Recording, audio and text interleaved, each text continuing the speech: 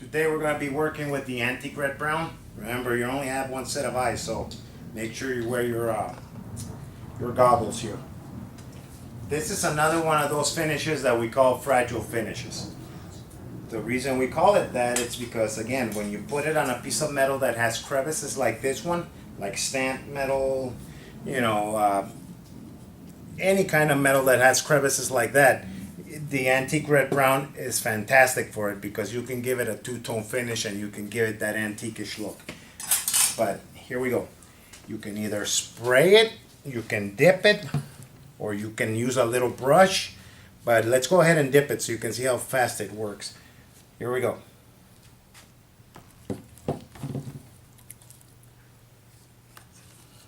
Okay, once you dip it in, you want to go ahead and dip it in water. And again, this is a small piece. Remember, you can do bigger pieces. We're just doing the small pieces, so as an example for purposes of just to show you how the product works. Because we get calls and we get asked, does it only work on small pieces? No, it works on big pieces too. So make sure that you keep that in mind. So we go ahead and put it in water like that. Then we go ahead and neutralize this.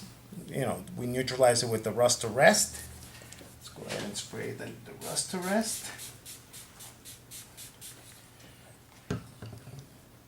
Give it like 30 seconds. It neutralizes very fast. So when you put on the neutralizer, you'll see that it starts getting like dark spots like that. What that is the residue of the chemical being neutralized, and it comes up to the surface. So now let's go ahead and dip it in water again to remove the excess chemical that's on it, or whatever you neutralized. Once you dip it like that, we go ahead and dry it.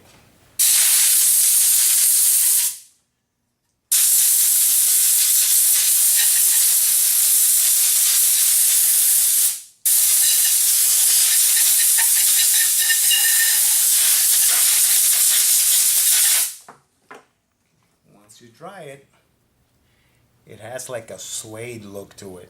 All right, so we'll go ahead and get a rag now.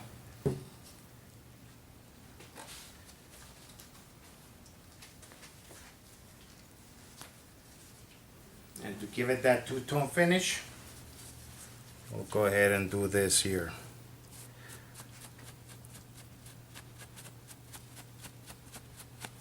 Get another one right here, dry one.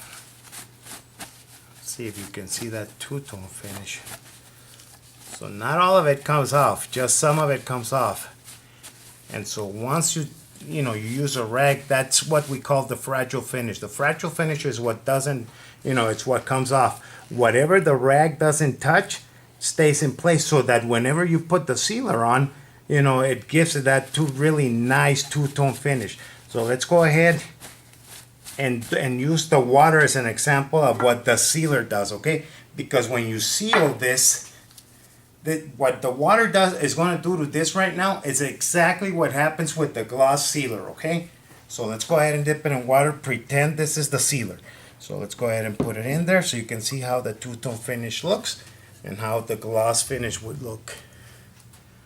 So there you go. It gives it that antique-ish look. All right. So make sure you always read the directions. Make sure that if you have a question, go ahead and call us and we'll walk you through it again. All right. Thank you.